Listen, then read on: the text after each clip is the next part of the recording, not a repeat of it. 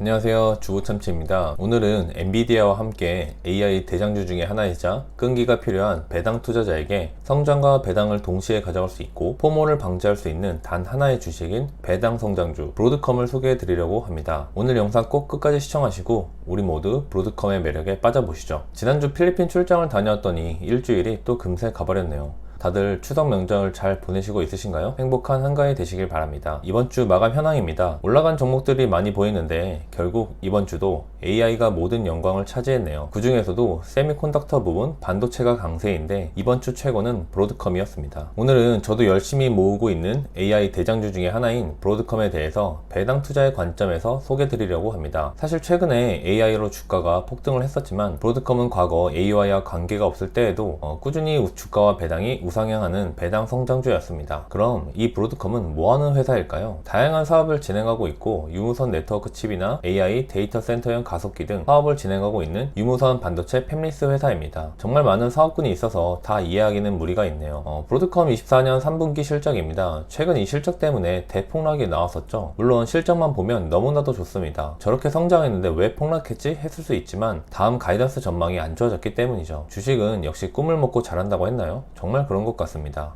AI에 대한 반도체 칩 부분과 기존의 데이터 센터 및 유무선 네트워크 칩 부분도 실적이 꾸준히 좋지만 인프라 소프트웨어가 저렇게 올라가는 이유는 최근 VM웨어라는 기업을 인수하여 실적이 올라갔기 때문입니다. 참고로 브로드컴은 지금까지 엄청난 다수의 기업들을 인수합병하면서 커온 회사입니다. 17년에는 자기보다 큰 퀄컴을 인수하려고 하였으나 트럼프가 반대하여 실패하였죠. 이걸 인수했다면 정말 어마무시한 기업이 탄생했겠네요. 여기서 잠깐 팹리스와 파운드리란 말을 자주 들어보셨을 텐데요. 반도체 공정과 이 차이를 아시나요? IDM은 종합 반도체 회사로 설계부터 제작까지 하는 회사이고 팹리스는 말 그대로 팹이 없는 설계만 하는 회사입니다. 파운드리는 설계를 하지 않고 팹리스 회사로 의뢰를 받아 제작하는 회사, 그리고 OSAT는 외주를 받아 반도체 조립 및 테스트하는 후공정 입니다. 실제로 IDM과 OSAT는 특히 OSAT는 후공정으로 사실 현업에 있는 사람이 아니라면 잘 모르는 부분이라 모르셔도 됩니다. 위의 부분도 팹리스는 설계만 하고 파운드리는 제조만 하는구나, 그리고 어떤 회사들이 있구나 정도만 아셔도 됩니다. 여기서 참고로 애플도 팹리스 회사입니다. IDM은 대표적으로 우리가 알고 있는 삼성이나 하이닉스가 있고 팹리스는 브로드컴, AMD, 엔비디아 여러가지 회사들이 있죠.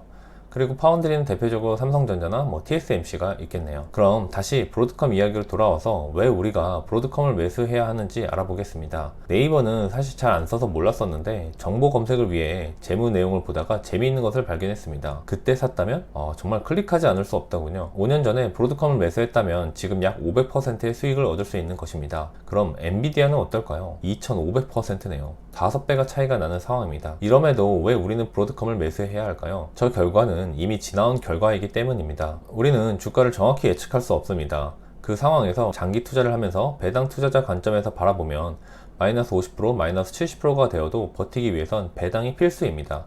그래야 멘탈적으로 버틸 수 있기 때문이죠. 제가 투자를 하면서 매수하는 종목 제1의 원칙은 배당을 주는 주식이냐 아니냐입니다.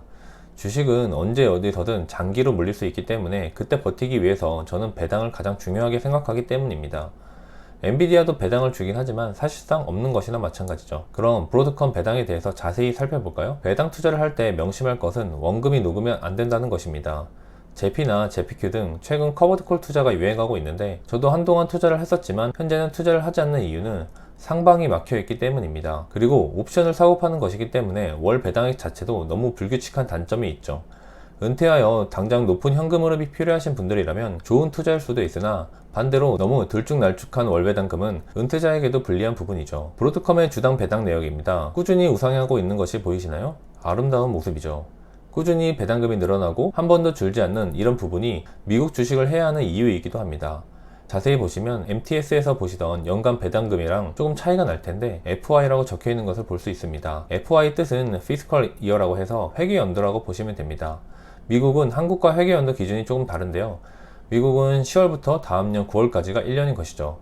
우리나라는 아시다시피 한 해로 1월에서 12월로 진행합니다. 올해 초에 밸류업에 맞춰 배당금을 사전 공제하기 위해서 회계연도를 바꾸는 경우가 있었죠. 그와 비슷합니다. 기준점이 다른 것 뿐이니 큰 이슈는 아닙니다. 잘 정리된 표가 있어 가지고 왔습니다. 브로드컴의 주당 배당금 지급 현황을 좀 더 장기로 봐볼까요? 정말 입이 떡 벌어지는 아름다운 성장을 해가며 배당금이 늘어나고 있습니다.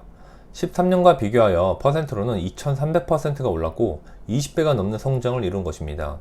전체 연평균 배당 성장률은 35.6%이며 최근 배당 성장이 둔화된 것처럼 보이지만 그럼에도 10% 이상 매년 꾸준한 성장을 이어오고 있고 24년도도 10% 이상 성장은 확정된 상태입니다. 우리가 흔히 알고 있는 배당 성장 투자의 대표 ETF인 SCHD도 10% 전후의 성장입니다. 정말 엄청나죠? 그럼 우리가 2013년에 브로드컴에 1억 원을 매수했다면 지금 어떤 결과가 일어날까요? 최대한 정확하게 계산하기 위해서 2013년 말일자 환율 1046원 기준 1억 원을 환전하면 95,602불이 됩니다. 그럼 13년 종가 5.2888불로 일괄 매수를 진행하게 되면 18,079주를 살 수 있게 되죠. 그럼 매년 얼마의 배당금을 받게 될까요? 13년 세전 배당금이 0.088이니 세후 총 그 당시 환율 기준 140만원 정도 받을 수 있습니다. 너무 적다고 생각하시나요? 물론 적습니다. 이 당시 기준으로만 보면 같은 금액으로 엔비디아를 샀을 때보다 배당금이 적습니다. 그런데 연평균 35.6%라는 엄청난 배당 성장은 10년 뒤인 24년도에는 연간 현재 환율 기준으로 4,300만원의 세후 배당금을 받을 수 있습니다. 연간 10%만 성장해도 25년엔 약 4,800만원 정도 배당을 받을 수 있겠네요. 바로 은퇴입니다. 단 1억 원으로 경제적 자유를 달성한 것이죠. 정말 매력적이지 않나요? 배당 투자를 할 때 배당 성장을 함께 봐야 하는 이유입니다. 배당은 이렇게 성장했는데 주가가 제자리이거나 원금이 녹으면 아무 의미 없다고 말씀드렸죠. 브로드컴의 주가는 어떻게 됐을까요? 주가도 역시 아름답게 우상향하고 있습니다. 배당 성장은 10년간 연평균 35.6%인데 주가는 연평균 40.8%로 배당보다도 주가가 더 상승했어요. 13년에 1억을 샀으면 현재 평가액은 40억입니다. 1억 원으로 자산 40억과 매년 배당 4천만원 이상을 받는 것입니다. 대대손손 잘 먹고 잘 살겠죠. 배당 성장과 꾸준히 성장할 수 있는 산업과 회사에 투자를 해야 하는 이유이며 제가 브로드컴을 좋아하고 모아가는 이유입니다. 엔비디아와 브로드컴의 동일 시점 비교를 해보면 어떨까요? 동일 조건 기준으로 보면 배당의 시작은 엔비디아가 조금 더 높은데 현재는 엄청난 격차를 보여주고 있습니다.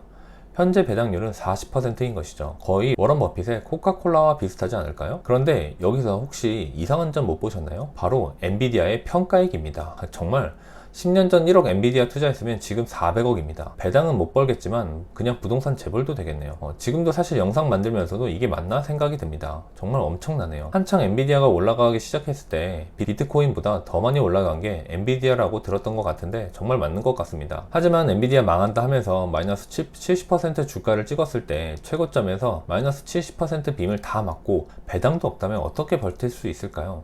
배당 쪽 관점에서 바라보면 주가가 빠지면 더 모아갈 수 있는 기회라고 생각할 수 있습니다. 배당률도 올라가겠죠. 브로드컴도 원래는 SCHD의 종목이었습니다. 하지만 AI 붐으로 주가가 너무 치솟으며 배당률이 하락하면서 슈드 투자 기준에 어긋나며 빠졌었죠. 사실 이때 SCHD를 모으지 말까? 그냥 팔까? 하는 생각이 많이 들었고 저뿐만 아니라 많은 사람들이 SCHD의 브로드컴 편출을 의아하게 생각했었죠. 물론 정말 좋은 주식도 투자 원칙에 맞지 않다면 매도한다는 SCHD의 운영 방침이 신뢰가 가는 면도 있지만요. 여러분은 위 비교처럼 10년 전으로 돌아간다면 엔비디아를 사실 것인가요? 브로드컴을 사실 것인가요? 전 알게 되더라도 브로드컴을 매수하겠습니다. 이유는 버핏의 코카콜라처럼 현금 흐름 창출의 기반으로 활용하기 위함이죠. 저는 저 현금으로 엔비디아를 매달 사서 모으겠습니다. 그게 가장 베스트이지 않을까요?